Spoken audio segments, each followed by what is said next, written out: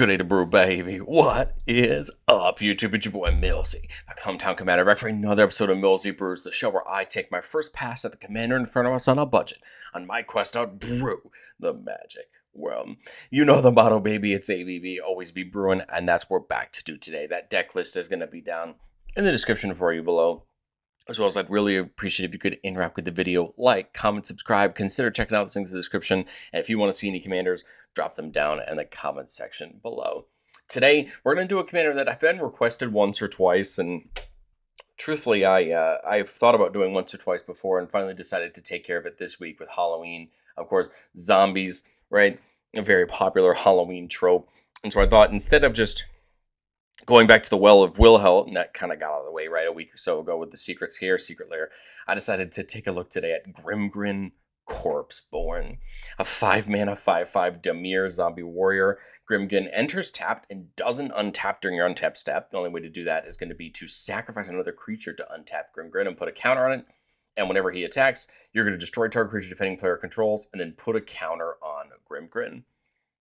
Grimgrin is a very interesting commander, right? Because you want some semblance of a fodder, right? So that you can untap Grimgrin. And Grimgrin becomes a nice threat, growing, destroying creatures when it attacks. I think it's easy to discount its bottom ability, destroying something when it attacks. But I think we're going to play a zombie shell.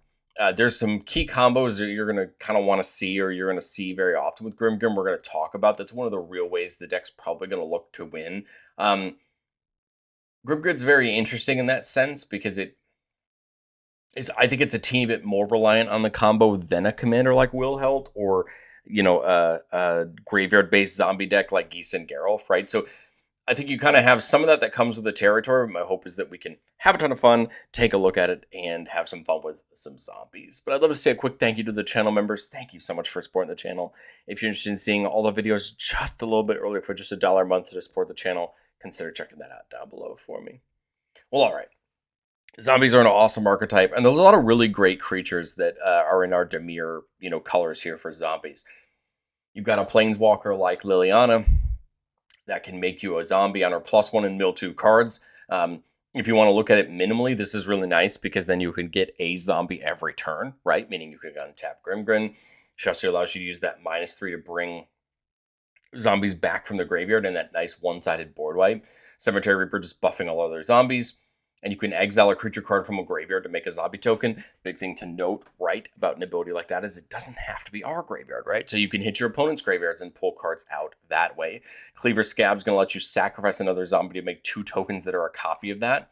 There's a lot of ways you can look at Cleaver Scab. To me, I love using Cleaver Scab on things like Cemetery Reaper, where you can get double buffs or get double key effects, and then as long as you're not, sacrificing a zombie as long as you're not sacrificing a zombie that isn't legendary, right? As long as you're not sacrificing a zombie that's legendary, you're going to keep both the 2 copies, and you can get some of these nice effects. Crypt Breaker lets us pitch cards to make zombie tokens, and we can tap 3 untapped zombies we control to draw a card and lose a life. I love the idea of that. As you go wider with your zombie tokens, right, you could be drawing cards. Death Baron's going to buff all of our other zombies and give them Death Touch. Diregraph Captain's going to buff all of our zombies. And then whenever another zombie we control dies, target opponent loses a life. That effect's going to be a little important when we talk about our combo later, but Diregraph Captain's a great way to buff all of our zombies as well. Geralf and Gisa may not look like they make a ton of sense because they're not zombies. Both of them have really nice abilities. Gisa, whenever we commit a crime, we create 2-tap, 2/2 blue and black zombie rogue creature tokens. Remember that Grimgrin's ability to destroy a target creature on attack is a crime, so that's going to work really well with Gisa. Gisa's going to buff all of our zombies, give them menace. Again, a nice ability, right? All of our removal in our deck is going to be crime, so Gisa's going to be a nice way to make some zombies and then buff them. Now, Geralf says whenever we cast a spell during our turn other than our first spell, we make a zombie token, which is nice. Then that's more fodder if we can double spell. But the key thing we like about Geralf is that whenever a zombie comes in, you put a counter on it for each other zombie that entered under our control this turn. So the more zombies we're making, the bigger they're becoming, the more of a threat they're becoming. And again, this can be kind of nice in conjunction with other effects to make our, zombies bigger and bigger, right, over the course of the game, hopefully. Hordewing Scab's going to hand out flying. to all of our other zombies. And then whenever one of our zombies hit a player, hit any number of players, you get to draw cards for the number of opponents you hit this way, which is really nice. Drawing some cards and help digging through our library. Jadar is going to make a 2/2 zombie with Decayed on our end step. If we don't have a zombie with Decayed, this is really nice because then, again, just like Liliana's +1, we should ideally always be getting a zombie that we can sacrifice right to Grimgrin to untap him. Lord of the Accursed, Lord of the Undead. Again, more of these lords that are going to buff all of our zombies. Lord of the Accursed can tap to give all of our zombies menace. Lord of the Undead can tap to get a zombie card from our graveyard back to our hand. So again, we have this nice recursion, right? And when we talk about our combo, we'll start to understand why things like Lord of the Undead being able to bring something back to our hand can be very beneficial. Scarab God, start of our upkeep, each opponent's going to lose X, and we scry X, where X is the number of zombies we control. Again, great. We care about zombies. We're trying to go wide. Scarab God can only help us. And then being able to exile creatures out of graveyards and make copies of them that are zombies is a really fun ability and can be really useful sometimes, right? Depending on what our opponents have and what we can get access to. Undead War Chief buffing all of our zombies, having them cost a little bit less. We love it. It's going to buff itself, so it's effectively a 3/2, right? But it's going to buff all our other tokens as well. I mean, making our 1/1s into 3/2s is pretty great, and our 2/2s into 4/3s is great. Wilheld, again, probably the most popular zombie commander. Whenever the zombie we control dies, if it didn't have Decayed, we're going to make a 2/2 zombie with Decayed. And the beginning of our end step, we can sack a zombie. If we do, we draw a card. So Wilheld's just going to effectively allow us to replace any zombie that dies with a Decayed zombie. Again, kind of nice for Grimgrin because then, if we sacrifice a regular zombie token to it, it's going to give us, Wilheld's going to give us one with Decayed, and then we know we can use that one with Decayed, right, to untap Grimgrin. We just won't get the replacement off of Wilheld. Zombie Master gives all of our zombies Swamp Walk.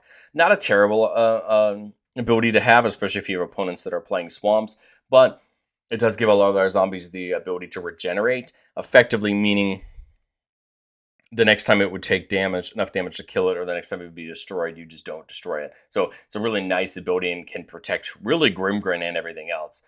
Zola Sure is another great way to get things back from our graveyard, allowing us to tab Zola Sure to cast a zombie card from our graveyard. Again, when we talk about our combo, you'll start to understand why that can be really beneficial for us in some of the loops we want to try to create. Army of the Damned, big 8-mana spell that can just make 13 tap 2/2 zombies, and then you can flash it back for 10 mana. Ideally, right, that's just a bunch of zombies you could sacrifice to Grimgrin to continue to untap it or for other abilities. And again, 8 mana for 13 of them ain't bad. The only downside is they come in tapped, but again, or for Grimgrin's ability, it really doesn't matter, right? Because he doesn't care whether the token you sacrifice is tapped or untapped. Dread Summons, everybody mills a bunch of cards, and for each creature card you that had went into a graveyard this way, you make a bunch of tap 2/2 zombies. Wand of Orcus says whenever the equipped creature attacks or blocks it and zombies we control gain Death Touch, a really nice ability, right? Helping even our lowliest of zombies be threatening attackers. And then if the equipped creature actually hits a player, you make that many 2/2 zombies. This is a nice effect, especially with Grimgrin already having menace, if I recall correctly. Hopefully, that could guarantee some damage, right? And get us some extra 2/2s to either sacrifice or keep around for blockers. Endless Ranks of the Dead, another classic zombie card you're going to see all over the place. Beginning your upkeep, you make X 2/2 zombies, where X is half the number of zombies you control, run it down. So the more zombies we have, the more we're getting off the ranks. And again, even if the number is just 1, think about it. That's enough zombies to pay for Grimgrin, right? To untap it. So stuff like this is still very worth it, in that sense. Liliana's Mastery comes in, makes 2/2 zombies, and then it buffs all your zombies. Again, that buff is very useful. Necro Duality is the first of 2 of probably the most popular enchantments you're going to see in any zombie deck. Necro Duality says whenever another non-token zombie comes in, create a token that's a copy of it. Killer ability. We love this. This is going to make so many zombies in our deck better. Of course, there are some legends that this is not so nice for, but we don't mind that because so many other things in our deck are going to get, copied. And then probably the zombie enchantment is Rooftop Storm. A big 6-mana blue enchantment says we just pay 0 rather than the mana cost for all of our zombie creature spells. This is a big deal because this is going to factor into some of the key cards we're going to look for in our combo. And this is going to allow us to just pay no mana for the zombies that we cast, which is a big deal if, we're stuck on, the 6 mana to bring this down. We can start bringing multiple zombies in per turn and really stacking up our board. The key combo in this deck is reliant on recurring one or a couple single creatures over and over again. So I think, other than infinitely growing Grimgrin, we need to find a way to end the game. And I think the most obvious way to do that in a deck like this is going to be Aristocrats. If you're not familiar with Aristocrat style abilities, basically what we're referring to as an Aristocrat ability is the ability that whenever a creature dies, some opponent loses any amount of life. So with Plague Belcher and Vengeful Dead, each opponent loses a life. With Bashed Remembrance, each opponent loses a life, and we gain a life. Now, all these care about creatures we control dying, but again, that's what we want, because that's kind of the goal of this combo that we're going to talk about. We see the same thing on Funeral Room and Meat Hook Massacre, having our opponents each lose one. Funeral Room does gain us one. And then Grave Pact takes a slightly different approach, saying that whenever a creature we control dies, each other player sacrifices a creature. So now we're going to hurt our opponents by forcing their creatures to die when our zombies die, hopefully decreasing the parity on the board and allowing us to be ahead, right, in hoping that we can have more zombies on the boards than our opponents. So what's the key combo? Well, ideally, you have Grimgrin on the battlefield, which is a way to sacrifice a creature. You have a creature like Gravecrawler that says when it's in our graveyard, we can cast it as long as we control a zombie. And then you have a spell like Rooftop Storm that lets us just play Gravecrawler for free. Now, you could also use something like Phyrexian Altar, which would sacrifice Gravecrawler for a black mana and then use that black mana to replay, Gravecrawler from the graveyard. That would do it too. The key thing about this combo is, like I said, we need some way to make this hurt our opponents, which is what all the Aristocrats payoffs are for. And again, you can change and affect this process just a little bit, depending on what you have in your deck and what you want to get access to. But again, the key thing is to recur something like Gravecrawler, and there's multiple cards that let you do that to sacrifice it for enough value to bring it back. Grimgrin's just one way to sacrifice it, but again, there are other ways to do that. And as long as you have a way to sacrifice it profitably and get it back, I mean, it could be very useful. If you think about it, if I had a Rooftop Storm here and I had something like Altar of Dementia, which lets me sacrifice a creature to have somebody mill cards equal to the creature's power. Well, as long as I have another zombie on the battlefield, I can continue to sacrifice Gravecrawler to the Dementia to mill all my opponents out and keep recurring the Gravecrawler. So it's not like Grimgrin is completely necessary, but Grimgrin is a great way to do this combo more effectively, considering we always have access to it in the command zone.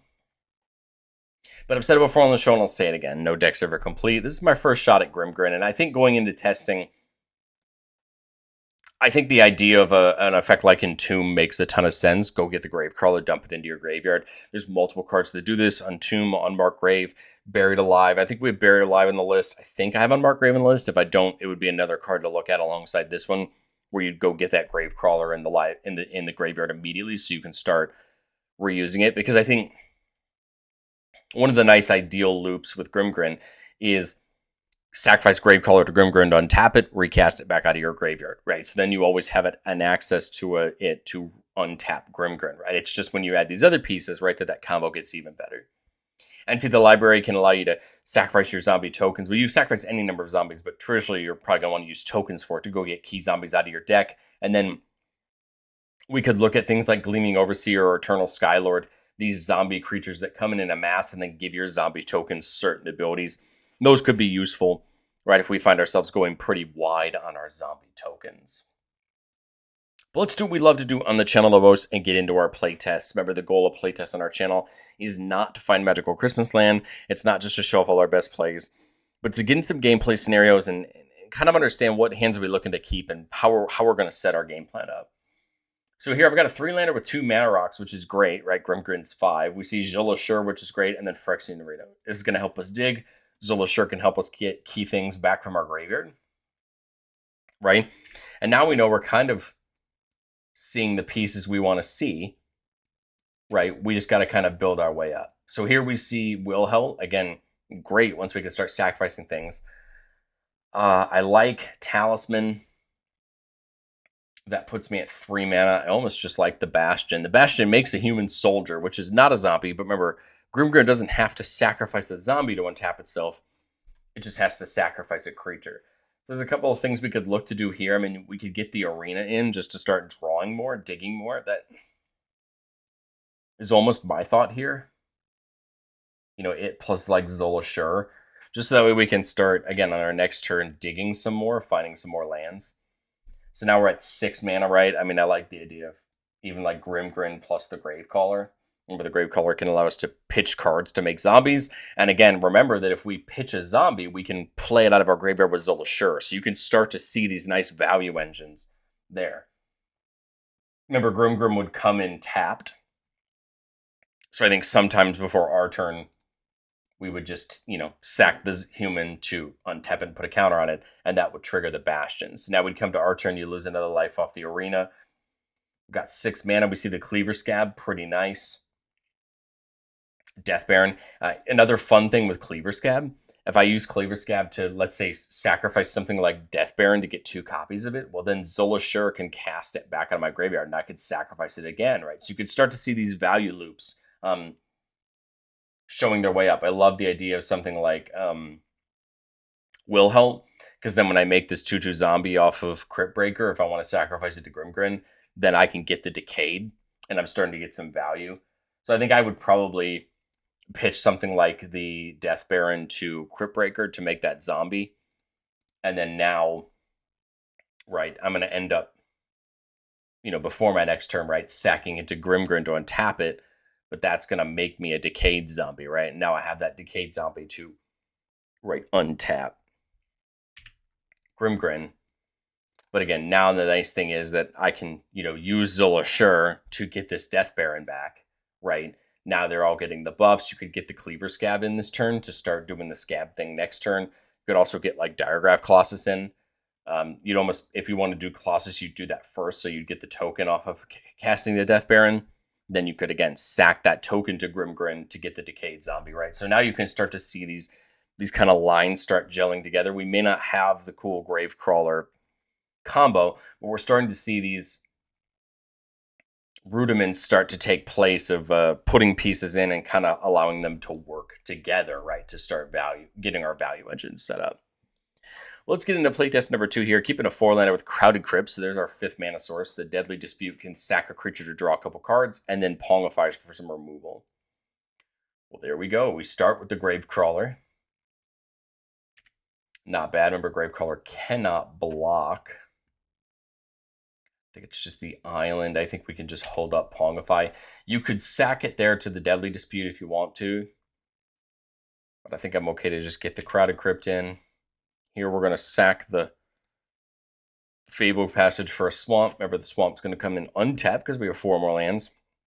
And I think I just like Grimgrin. Again, before our turn, we're going to sacrifice Gravecrawler, right, to untap it. Even if we could even do that during our turn. Now with 6 mana, Crowded Crypt gets a counter when that Gravecrawler dies. So now that's the nice thing, is you're loading up the Crowded Crypt, which eventually you could sack for a bunch of tokens. Gravecrawler is just 1 to get back. Again, we have no reason not to. My thought is something like, well,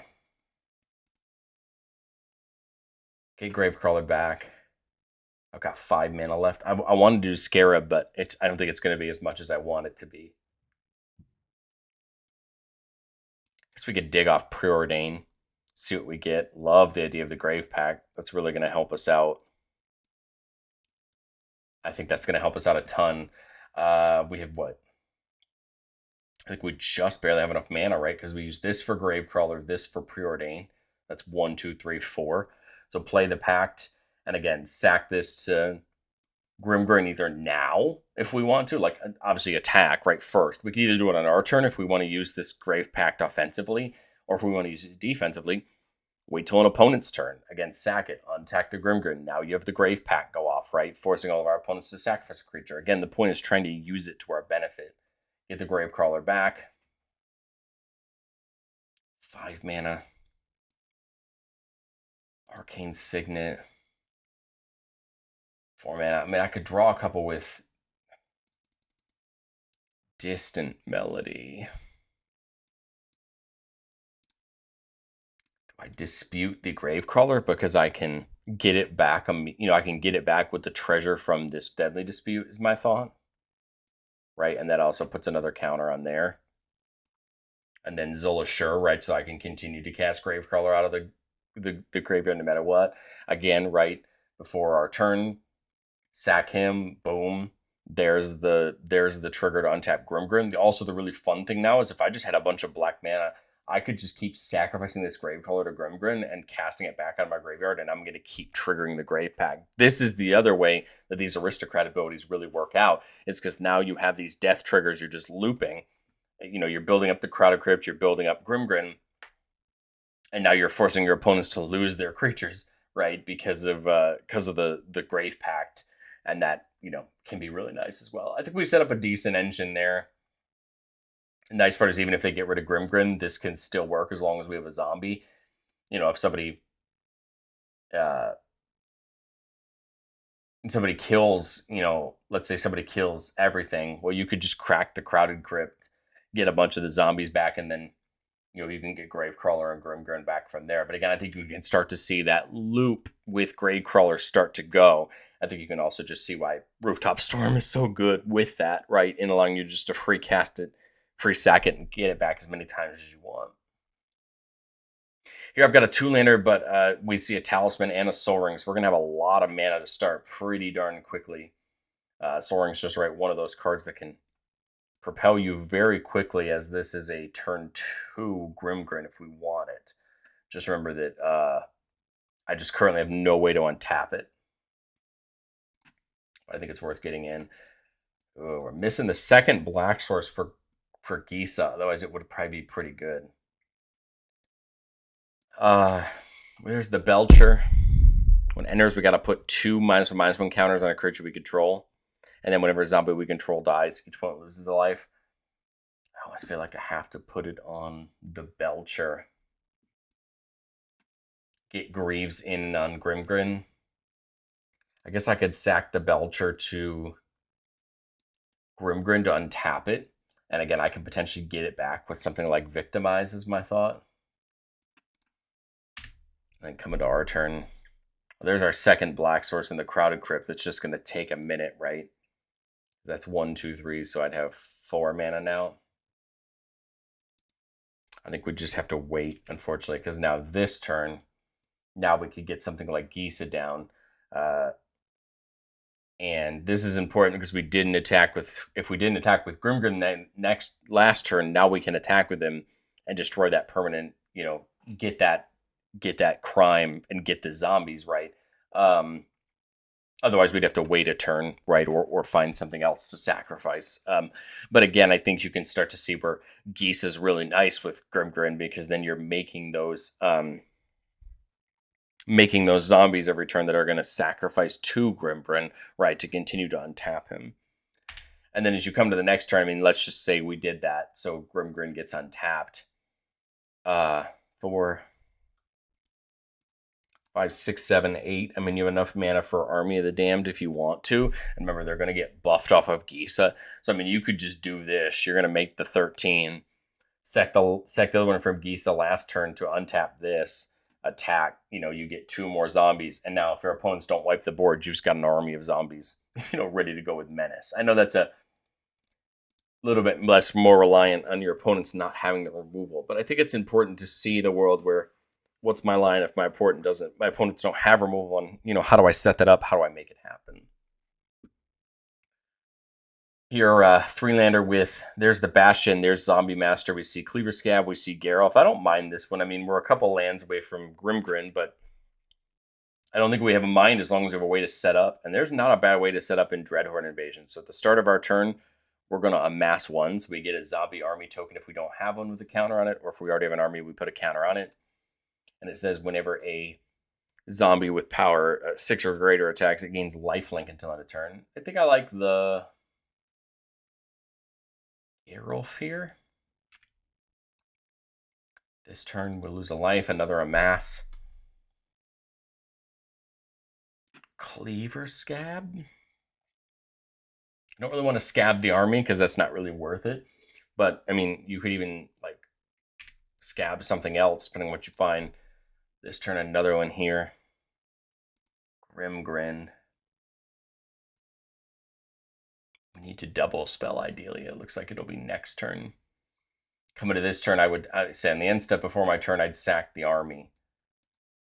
Right, so on my turn, this army will just be a 1/1 off the the Dread Invasion. Now this is a nice thing to sack to Grimgrin, right? But I think I bash in, which makes me that 1/1 human soldier. Zombie Master on cast, that's going to make me the zombie rogue, right? And then this will come in with a counter on it because the zombie came in it before this turn. Actually, 2 came in this turn, so this is going to come in with a counter, right? Because this came in at the start of the turn, and then I'd sack this to Grimgrin, to untap it. Same thing. You're going to get a zombie, go to our turn, like something like the Doonyard to regenerate Grimgrin. But now I think Grimgrin just starts attacking. Again, I'd probably sack the human soldier too. But I mean, you could also do the army because then you have a better chance. So my thought here is, right, so Cleaver Scab can sacrifice a token. So I mean, it could technically sacrifice this zombie rogue token and get 2 of them, right? And with Geralf out, they're coming in with counters on them if that army comes in before them, right? So you can start to see this framework setting up here of getting these tokens that are bigger and bigger. You're always getting the Dreadhorde invasion thing to go off to Grimgrin. And again, as long as we can potentially regenerate Grimgrin, allowing him to, not die, I think this is a nice framework to kind of set up some value and, build a little horde of zombies. But I'd love to know, what do you think of Grimgrin down in the comment section below? I think the deck's really interesting. I still think I lean towards Wilhelt when it comes to zombies. But I think it's really fun to have this nice Voltron-centric type option where you kind of care about Grimgrin being a threat, and you could even lean into that more if you want to. If you have Grimgrin, I'd love to know what you think of it down in the comment section below, or just your thoughts in general, and I will catch you in the